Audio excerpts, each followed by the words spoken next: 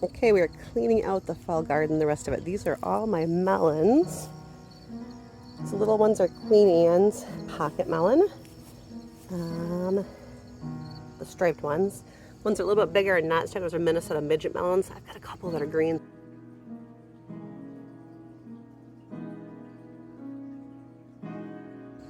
Okay, I've finished planting the fall in-ground garden, and this is purely for my benefit. Remember what I put in here. So I have 2 long rows on the end. I got some straggler carrots that I just left in there. In this first section right here, I have Amarillo carrots. I just had a couple seeds left from a seed swap. And then I put in Napoli carrots the rest of that long length. The second row right here is all Parisian carrots. And then I left my chard and my zinnia centerpiece there. And on this side you can see 1, 2, 3 groupings. The first 2 groupings are all different kinds of kale. Let's go see what kind I put in there. I did red Russian, I did scarlet kale, and this is called a Casper kale. It's got white ribs on it. That's new this year, so I did 2 rows of that. So I got kale here. Here's my son and his Rubik's Cube. Say hi, Mason. And then these 4 rows over here are radish. It's a new one I got called Purple Sunrise. We're going to try those this year. And then right here I've got a row going along the edge here, and these are earliana cabbages. I don't know if I'll actually get those from seed. I might not have enough time, but even if I get some leaves to give the chickens, it's worth checking it out. So we'll see how those goes.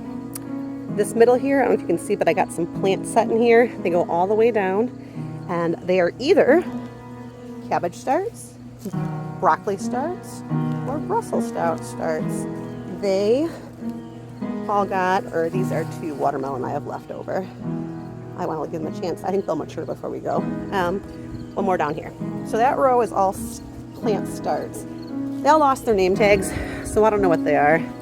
So this middle row is all watermelon I'm gonna let go, volunteer marigolds, and some kind of plant I started early.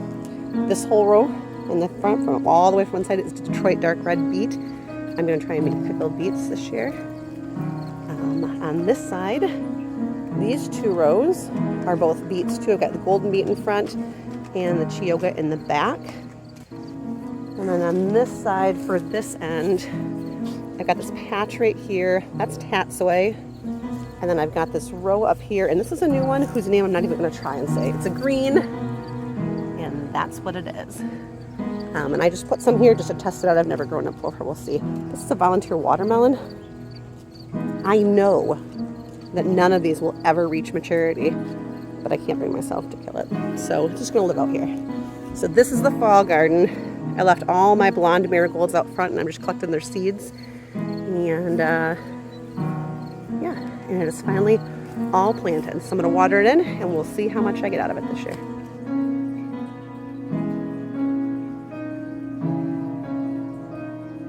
Okay, here's the second big fall bed I have. This is my new bed. It's 3x9.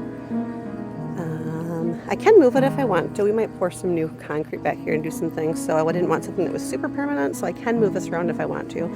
But for now, I've got the bed all amended, and I put rows in here of lettuce. So I have got some Tom Thumb and some tennis balls, or small heads that might make heads. Cimarron, Grand Rapids lettuce, red romaine, and then a whole bunch of different leaf lettuces. There's an heirloom mix, there's a gourmet mix, and then I got a couple rows of spinach in next. I've got some arugula, and I've got some blue curled kale in here. And then over here on here, I've got some peas, some snow peas I'm gonna grow just for salad greens, and then something is gonna go there. I don't know what yet. And then I've got strawberries.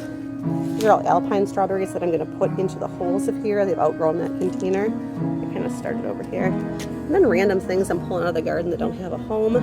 Here, a random beet star. I just stuck it in there. I got 40 holes to go all the way around, so I got a couple herbs over there. And then in front I still have my hot peppers. I'm going to harvest them all at the same time at the end and make one more round of hot sauce. And then I'm going to dry out these ones. These are paprika peppers.